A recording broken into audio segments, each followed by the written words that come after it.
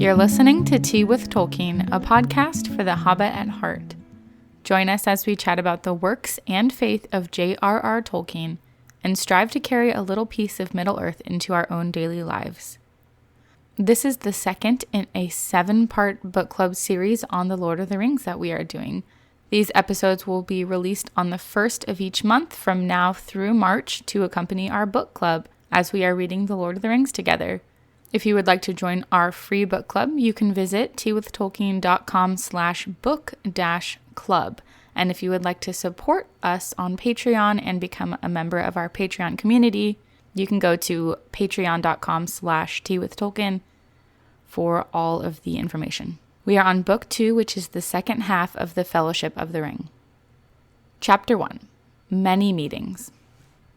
Frodo awakens to find himself in the home of Elrond, where he is overjoyed to see Gandalf sitting before him. As they talk, Gandalf recounts what happened at the ford and on their journeys beforehand. He assures Frodo that he is safe for now, dwelling in the last homely house east of the sea. Tolkien writes, Frodo was now safe in the last homely house east of the sea. That house was perfect, as Bilbo had long ago reported. A perfect house, whether you liked food or sleep or storytelling or singing or just sitting and thinking best, or a pleasant mixture of them all. Merely to be there was a cure for weariness, fear, and sadness. I love that quote so much. I actually have it hanging above my fireplace because it is my dream and my hope for my home. So as Frodo awakens to find himself in the home of Elrond, he is just washed over with this comfort and peace. Just as Bilbo had described it in The Hobbit, it was perfect. But the beauty of Elrond's home doesn't come from the decorations or the magnificence or the presentation of it all, but from the spirit of the home itself. Within its halls, Frodo finds a hospitality that is both life-saving and life-giving. This points back to the way that I have always felt that hospitality is a state of mind and a heart, not necessarily dependent on a person's home or resources. A weary soul can find comfort in a hobbit's quaint little garden just as easily as it can in a grand kingdom hall, because the root of hospitality is love. After a quiet rest, Sam comes to Frodo and he brings him in to see the others. Together, they all come into the hall of Elrond's house where there is a great feast that has been prepared, and they meet a lot of unfamiliar faces. Frodo is seated beside Glóin, one of the dwarves which accompanied Bilbo on his great adventure. As the feast comes to a close, the guests follow Elrond and Arwen into the Hall of Fire, where they gather to talk. In the hall, Frodo is surprised and overjoyed to see Bilbo resting beside the fire. Bilbo tells Frodo that he should not travel again, but instead intends to spend the rest of his days in Rivendell. Bilbo later asks to see the ring, and when Frodo draws it out, a shadow comes between them, and Bilbo seems to appear as a little wrinkled creature with a hungry face and bony, groping hands. This obviously horrifies Frodo, so he puts the ring away. Strider joins them after a little while, and then Frodo sinks into a deep sleep. As he dreams, he hears Bilbo singing a great long song, and he awakens to find that he had been singing for everyone. Afterwards, Frodo and Bilbo sit talking about their adventures late into the night, so it's just a lovely reunion. This is a nice, happy little, relaxing, calming chapter. Which leads us to Chapter 2, The Council of Elrond. And if this is your first time reading The Lord of the Rings after having read the Silmarillion, I feel like this is going to be pretty exciting. In the morning, Frodo is met by Gandalf and Bilbo, who walk alongside him to the Council of Elrond. There, Elrond draws Frodo a seat beside him and introduces him to the others present, saying, Here, my friends, is the hobbit, Frodo, son of Drogo. Few have ever come hither through greater peril or on an errand more urgent. Elrond introduces Frodo to Gimli, Galdor, Legolas, and Boromir, who are also there. Speaking first, Glóin tells of a disquiet that had fallen upon the dwarves. Rumors have grown of a nameless fear that dwells in Moria. He explains that about a year ago, a messenger came from Mordor, claiming Sauron the Great wished for friendship and information about hobbits, because they knew that they had dealt with hobbits in the past. The messenger asks the dwarves to find this hobbit that they had once known, and retrieve from him a ring that had been stolen. This ring is not very important, they say. However, Sauron just, wants it for no reason. The dwarves have left this request unanswered because it greatly troubled their hearts, and this is what has prompted Glóin and Gimli to seek the wisdom of Rivendell. Elrond revealed that they have all been called together to determine what to do with this ring, this trifle that Sauron fancies. He recounts the history of the ring from its very beginning. He tells of Sauron, the creator of the ring, the last alliance of the elves and men as they stood against Mordor, Isildur's victory against Sauron and his claiming of the ring, and of Isildur's death. Elrond explains that Mordor is weakened but not defeated, and Sauron is growing in power now. At this, Boromir stands up and begins to speak about the struggles of Gondor against the forces of Mordor. He then tells the members of the council that he has come to Rivendell seeking wisdom, not allies in war, because of a troubling dream that both he and his brother have had. In it, he says, the eastern sky grew dark, but in the west a pale light lingered, and from it he heard a voice speaking of a sword that was broken, of Isildur's bane, and of a halfling. Aragorn then stands up, showing Boromir the sword that was broken, and at this, Elrond reveals that Aragorn, Strider, is the heir of Isildur, which is a huge shocker. Crazy. Gandalf solemnly asks Frodo to bring out the ring, which Elrond calls Isildur's bane. Boromir is awestruck and gazes at the ring, filled with doubt about what he's heard. At this, then, Bilbo recites the poem that he had written about Aragorn. All that is gold does not glitter, not all those who wander are lost, etc., that we read last book. Afterwards, Bilbo tells the story of how he found the ring and how it passed to Frodo. Then Frodo tells the part he has played so far in the tale of the ring. After this, Galdor then is like, hey, why isn't Saruman here if everyone else is here?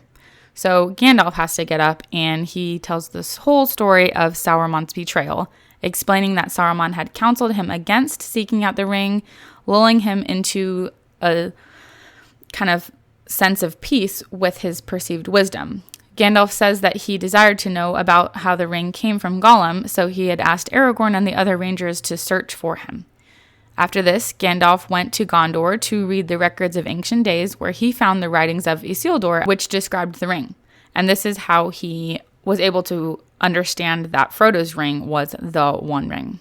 Then Aragorn tells about how he captured and brought Gollum to Mirkwood, where Gandalf met them and spent a bunch of time speaking with Gollum. He learned that the ring had allowed him to live for many lifetimes, a power only the great rings held. He also learned from Gollum that the enemy knows that the ring had been found, that it was in the Shire, and that they will soon know it is in Rivendell. At this point, Aragorn is like, thank goodness though, because we have Gollum in Mirkwood and he is safely held in captivity by the elves and we don't have to worry about him. However, in this moment, Legolas is like, oh no, guys, I have bad news. I'm so sorry to say this, but Gollum has actually escaped from Mirkwood. Gandalf then returns to the question of Saruman. He explains that he was traveling near Bree and he was met by Radagast the Brown, who is another wizard, who brought him news from Saruman that the Nazgul are abroad and asking for news of the Shire and that he needed to go see Saruman right away. So Gandalf heads there quickly. However, when he arrives, he found Saruman changed. Saruman the White is now calling himself Saruman Ringmaker, Saruman of many colors. Saruman then tells Gandalf that the time of the elves is over and the time when they must rule over men is at hand. A new power is rising, he says, that they must join with. Gandalf explains that Saruman believes he can take the ring for himself and wield its power, which Gandalf acknowledges is folly. There's this quote from Gandalf recounting what Saruman said that just absolutely gave me chills, and I wanted to read it. This, then, is one choice before you, before us. We may join with that power. It would be wise, Gandalf. There is hope that way. Its victory is at hand, and there will be rich reward for those that aided it. As the power grows, its proved friends will also grow. And the wise, such as you and I, may with patience come at last to direct its course, to control it. We can bide our time. We can keep our thoughts in our hearts, deploring maybe evils done by the way, but approving the high and ultimate purpose, knowledge, rule, order, all the things that we have so far striven in vain to accomplish, hindered rather than helped by our weak or idle friends.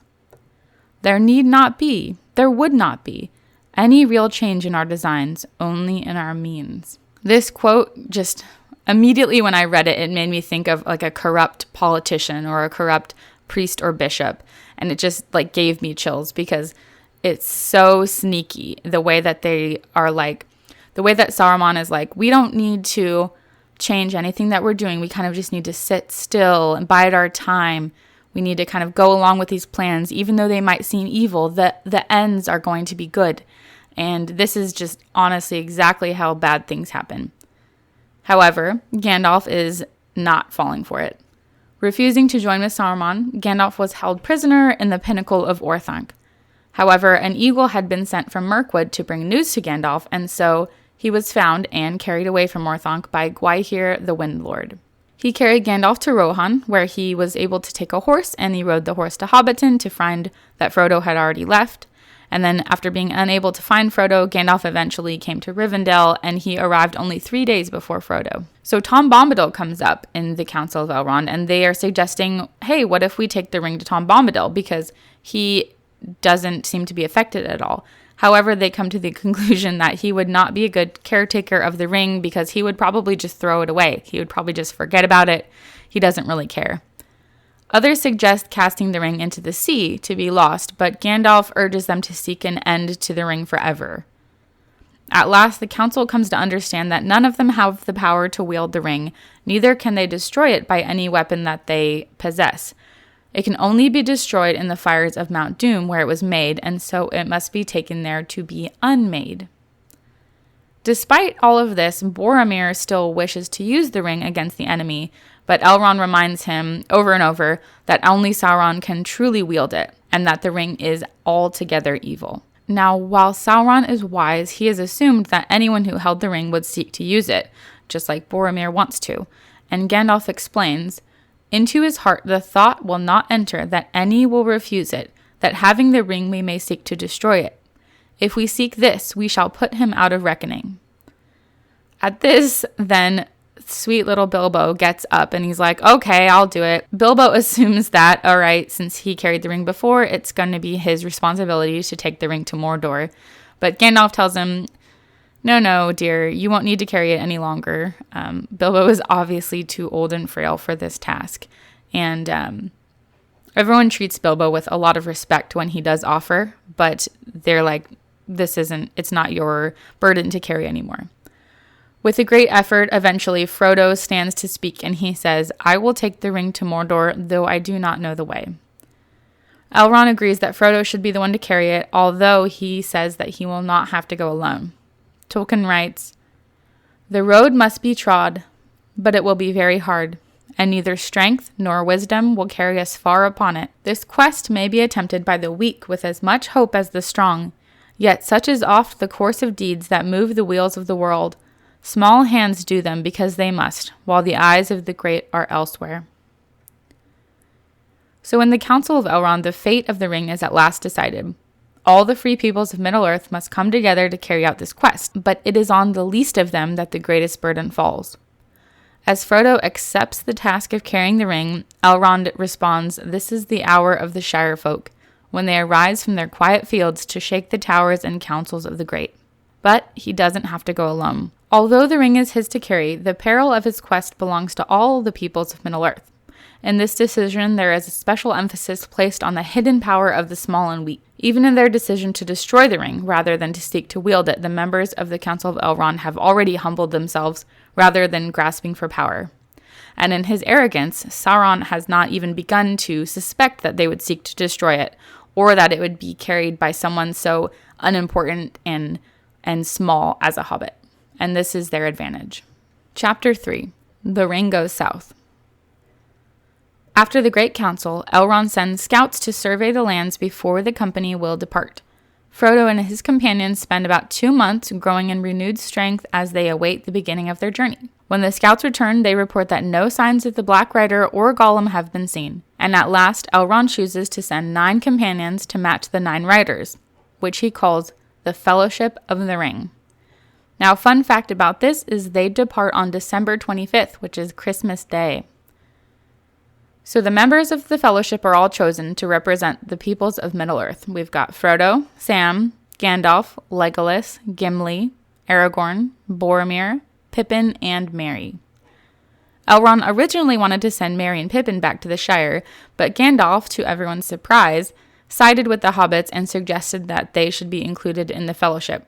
Tolkien writes, I think, Elrond, that in this matter it would be well to trust to their friendship rather than to great wisdom. And so this is how we get the other two hobbits on the Fellowship, which is awesome. We will see as we keep reading how important it is that they are there. On their last morning in Rivendell, Bilbo gives Frodo his sword, Sting, as well as his mithril coat. And as they depart, Elrond reminds each of the companions that only Frodo is bound to the ring, and the others have taken no oath or pledge to go further than they will.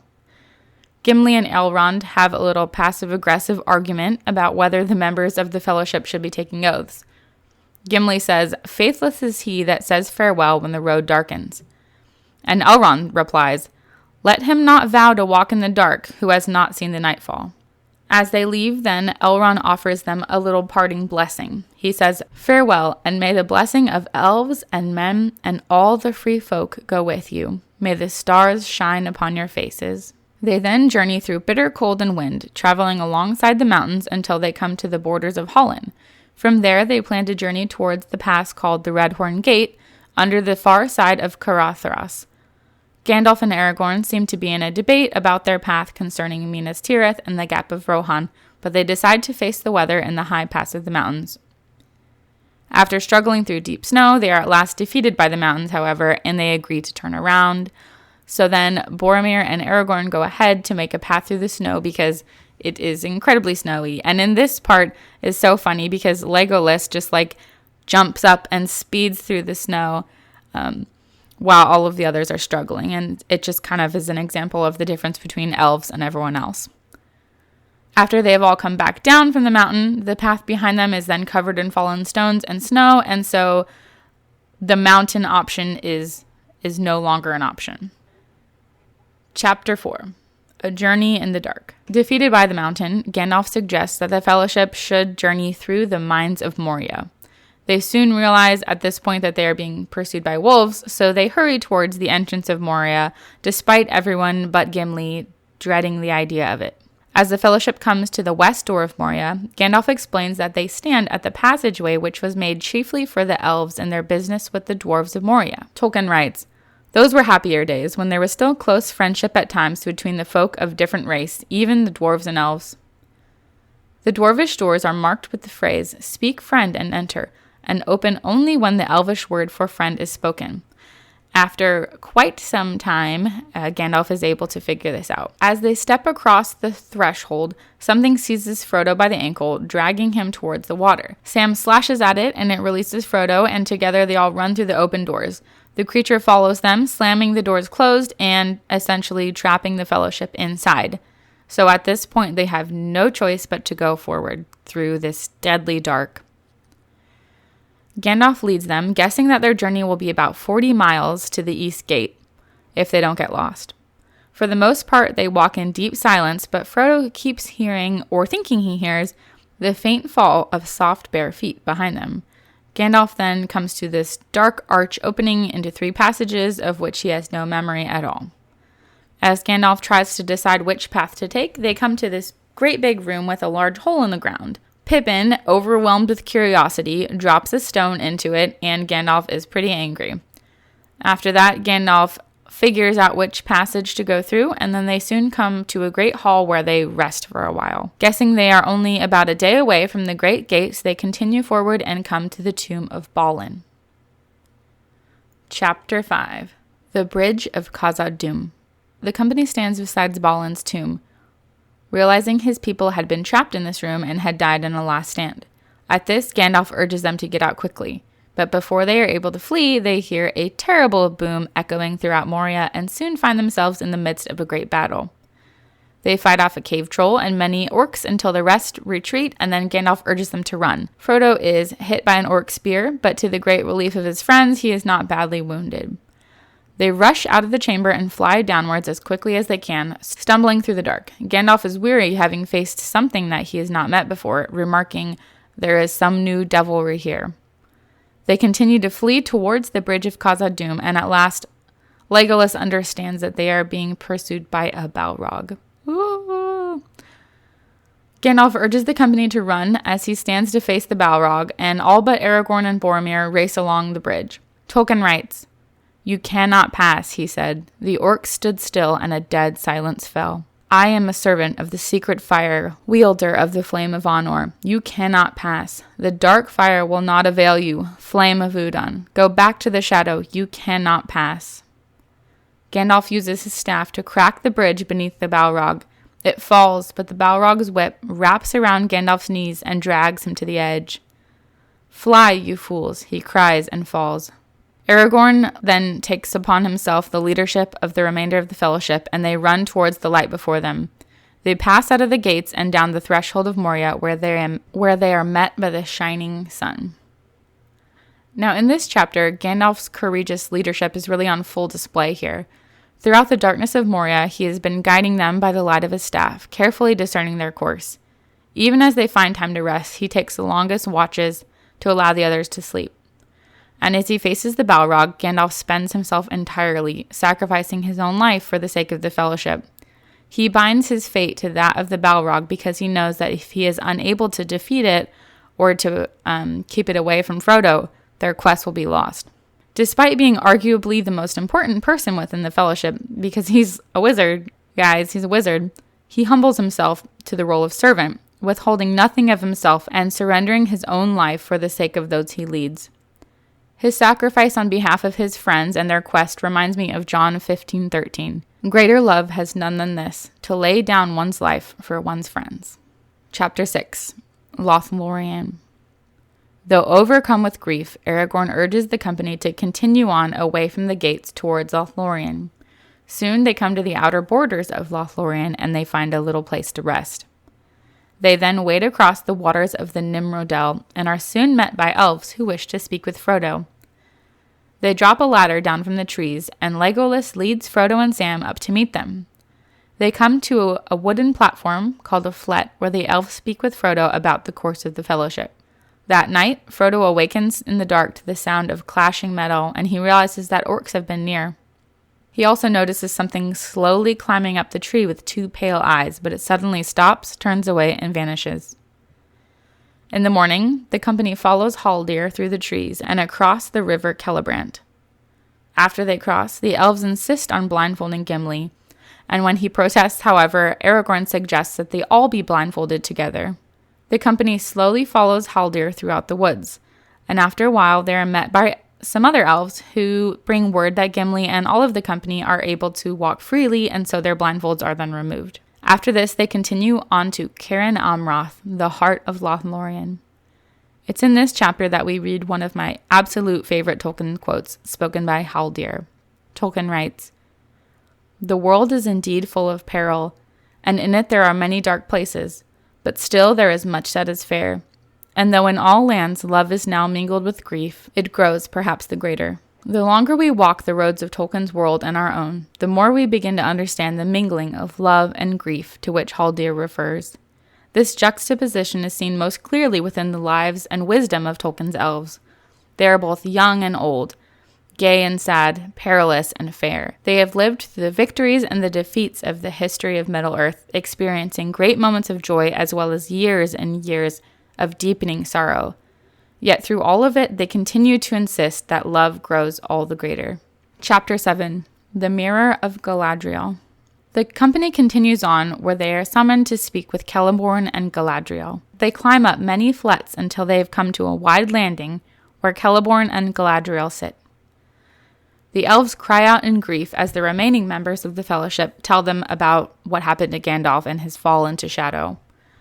Galadriel offers them shelter and aid and says that their quest is known to her. After many days in Lothlorien, Galadriel comes to Frodo and Sam and brings them to the Mirror of Galadriel. Sam looks into it first, hoping for a glimpse of the Shire, but in the mirror he sees many things. He sees Frodo lying with a pale face under a dark cliff, himself going along a dim passage, climbing an endless stair, Ted Sandyman cutting down trees, and the old mule gone. He cries, turning away from the mirror, and he just wishes desperately to go home. And yet, after this, he resolves even more firmly to stay true to his quest and his commitment to Frodo. Frodo looks into the mirror next, and he sees a long, gray, winding road. A figure resembling Gandalf or Saruman, clothed in white, Bilbo walking restlessly in his room, Many scenes of the history of the Middle-earth, the sea in a great storm, a banner with a white tree on it, then smoke from fire and battle. Then suddenly he stands staring into the black abyss as a single eye, wreathed in fire, grows larger. Frodo senses that the eye is searching for him, and he feels the mirror pulling Frodo towards it. Galadriel calls for him not to touch the water, and the vision fades. After this, Frodo is pretty freaked out, and he offers to give the ring to Galadriel. She is a little bit tempted, admitting that she has long desired it, wishing to rule as a queen, not dark but beautiful, as terrible as the dawn. No, okay. But she resists and then says, I pass the test. I will diminish and go into the west and remain Galadriel. Throughout this chapter, a theme of temptation grows as the Fellowship dwells in Lothlorien. Tolkien writes, all of them, it seemed, had fared alike. Each had felt that he was offered a choice between a shadow full of fear that lay ahead and something that he greatly desired. Clear before his mind it lay. And to get to it, he only had to turn aside from the road and leave the quest and the war against Sauron to others. While they experience a great sense of healing under the care of the elves, each member of the Fellowship also faces this temptation to abandon their quest. And as Galadriel brings them to look into the mirror, Frodo and Sam struggle most with the desire to return home to the Shire.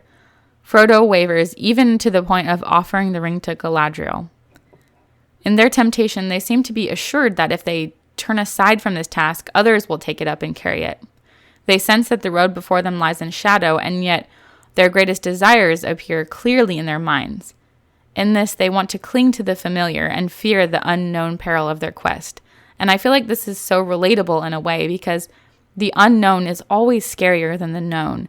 To step forward without knowing what we'll find is uncomfortable, and it requires courage and trust, and it's easy to feel like we can't handle the stress of it. And I feel like all of us can relate to the stress of the unknown as we've spent the last almost 2 years with all of the uncertainty that has come from the pandemic, for example. So I found myself relating to this a lot. I don't know if you guys did too.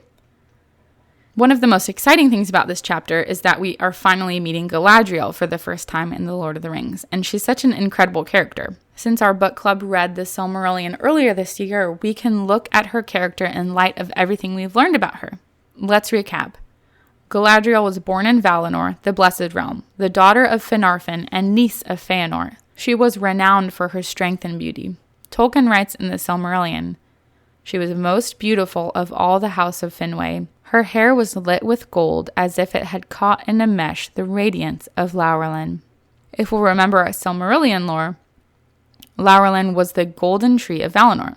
And from this tree, from the fruit of this tree, the sun was made. So Galadriel is indeed older than the sun itself. Let's just let that sink in for a second. So cool. In the time of The Lord of the Rings, she is dwelling in Lothlorien with her husband, Celeborn. Her daughter, Celebrian, was the wife of Elrond and mother of Arwen. So Galadriel is Arwen's grandmother, which is crazy. Crazy. In letter 142, Tolkien responds to a letter from Father Robert Murray, his friend, who had compared the image of Galadriel to that of the Blessed Virgin Mary. Tolkien writes in his reply, I think I know exactly what you mean by the order of grace, and of course by your reference to Our Lady, upon which all my own small perception of beauty, both in majesty and simplicity, is founded. Chapter 8. Farewell to Lorien. After a time, the company is summoned to the chamber of Celeborn, where they speak of their plans for departure.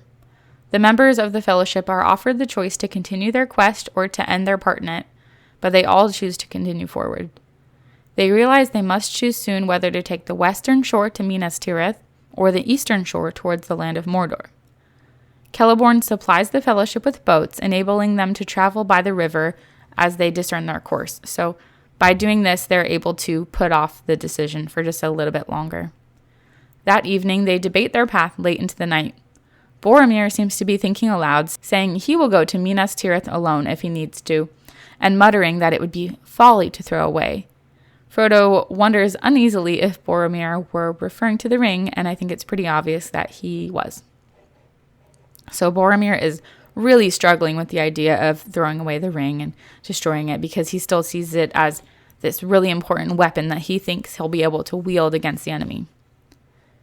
Now in the morning, the elves bring gifts of food and clothing to the company. They then come to the banks of the Silverlode, where 3 small gray boats have been prepared for them.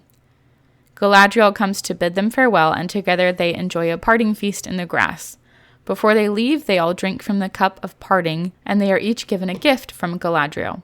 They then slowly paddle away into the currents of the great river, where their boats begin to move quickly southward. Let's look at the gifts of Galadriel. To all of the fellowship, she gave lembas, elvish cloaks, and rope. To Aragorn, a sheath made to fit his sword, a green stone set in an elvish brooch, and the name Elessar, the elf stone of the house of Elendil. To Boromir she gave a belt of gold. To Legolas, a bow of the Galathrim and a quiver of arrows. To Samwise, a small box which holds earth from her orchard to be used when he returns to his gardens. To Gimli, 3 strands of her hair, which he vows to set in crystal as a pledge of goodwill between the mountain and the wood until the end of days. To Frodo, a small crystal phial which holds the light of Yarendil's star. She says, "May it be a light to you in dark places when all other lights go out." To Merry and Pippin, she gives small silver belts with clasps like golden flowers.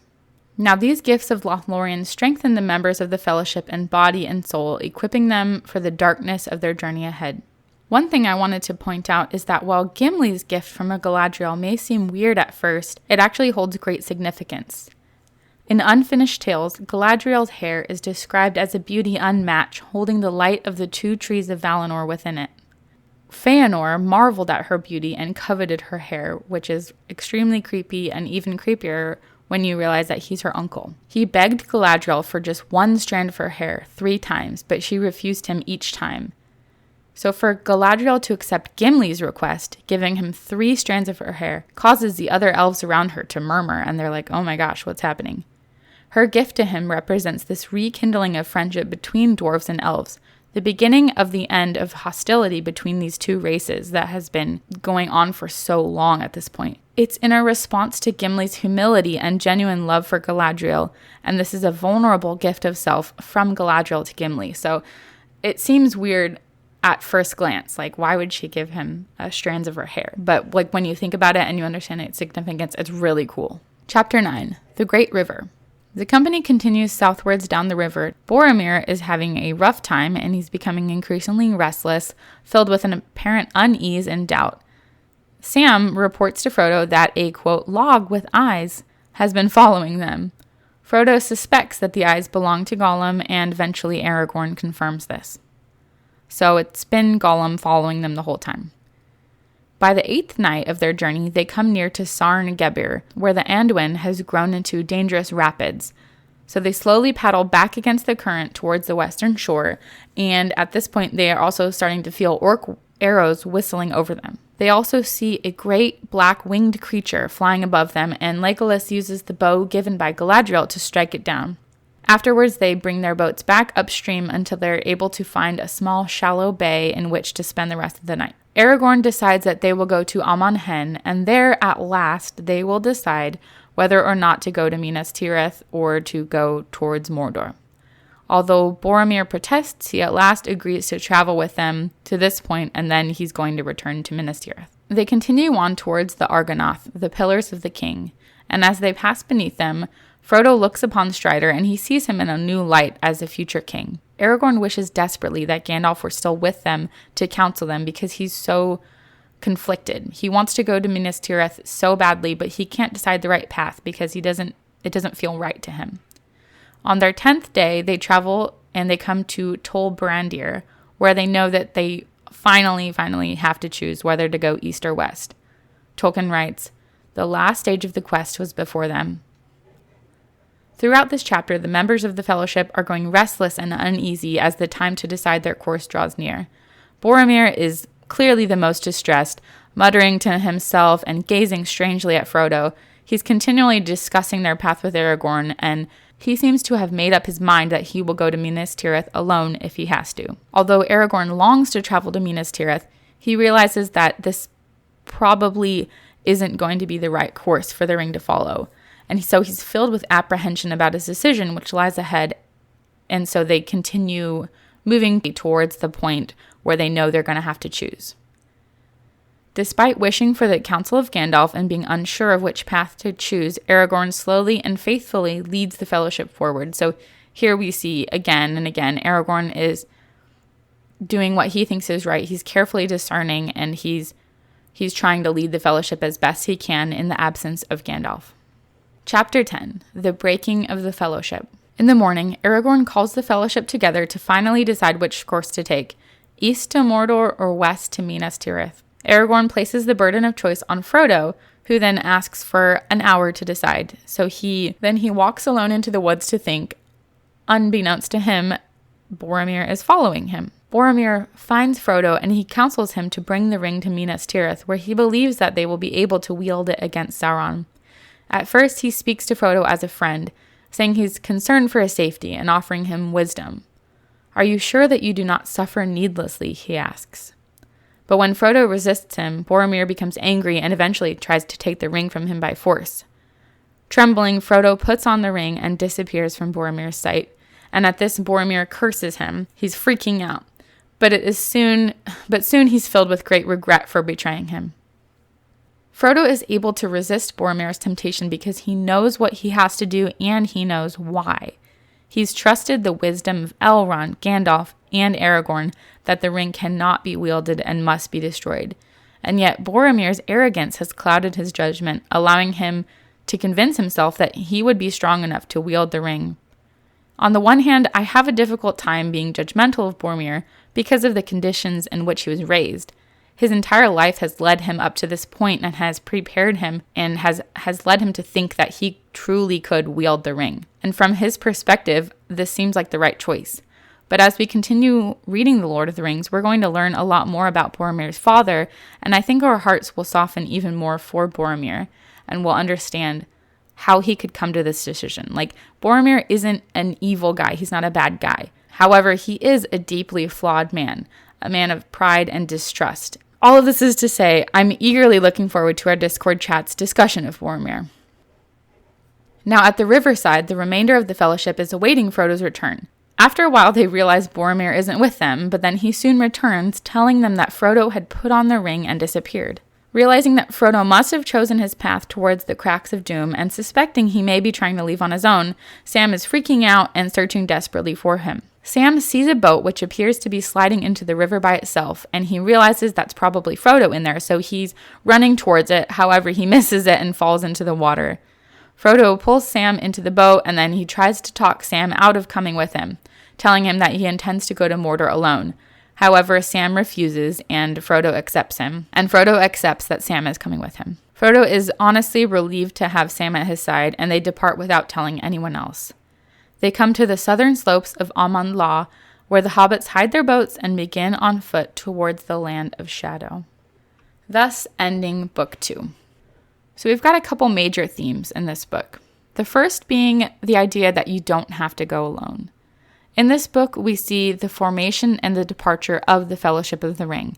Finally, their quest has fully begun. While Frodo has said that he's willing to take the burden of the ring onto himself, he acknowledges that he doesn't even know where to begin in terms of getting it to Mordor. And Elrond understands that he can't go alone. However, he doesn't send him out with a host of great warriors. Rather, he sends him in a small group meant to represent all the peoples of Middle-earth, a group formed largely around friendship. So we see the theme of fellowship carrying through from Book 1 into Book 2. There's this life-saving, life-giving friendship. We also see two really cool, really wonderful, very powerful realms of elves. We get to see Rivendell and Lothlorien. Within the bounds of these two realms, the world feels different entirely. It's been preserved and protected by the power of the elves, and it serves as a refuge for those who visit. We're also familiarized with this long-standing grudge between the elves and the dwarves, as mentioned a couple times throughout this book. But we also get to see the beginning of that healing as Gimli is just like in awe of Galadriel's beauty and the way that he so genuinely loves her, and his heart is really softened towards the elves after this. And then that kind of love is reciprocated in the way that Galadriel is willing to give Gimli 3 strands of her hair. So it's very cool because we're introduced to this feud, but we also get to see the beginning of that being mended. And we also see this in the friendship that's forming between Legolas and Gimli. We also get to see a few examples of heroic leadership, which requires sacrifice. In Gandalf's case, he was willing to give up his own life to protect the Fellowship of the Ring from the Balrog. And in Aragorn's case, we can see that he's willing to deny his own desires, both the desire to stay in Rivendell and the desire to go straight to Gondor, because he realizes that these aren't going to be what's best for the Fellowship. We also see a few times mentions of Elbereth, who is a really wonderful character that I just want to talk about for a second. Despite being referenced several times by hobbits and elves, even in these first 2 books, the character of Elbereth remains relatively unexplained throughout The Lord of the Rings. However, with the help of the Silmarillion, we can begin to understand her a little more clearly. Elbereth Gilthoniel is the Sindarin name for Varda, one of the Ainur and queens of the Valar. As the creator of the stars and most beloved by the elves, the name Elbereth is invoked in times of distress, darkness, and great need. Her beauty is beyond measure or description, and she's feared and hated most by Melkor. In Three's company, Gildor says to Frodo, "May Elbereth protect you." In A Knife in the Dark, Frodo cries out, "O Elbereth Gilthoniel," as he is stabbed by the Morgul blade. And as we journey deeper into the story of The Lord of the Rings, her name is going to be invoked many more times, so I just wanted to point that out so you guys can keep an eye out for it as we keep reading.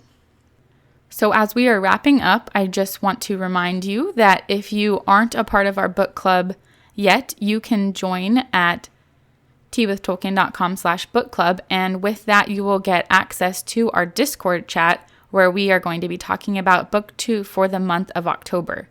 I hope this episode was helpful and will spark some good discussion, so I look forward to seeing you all over there in the Discord.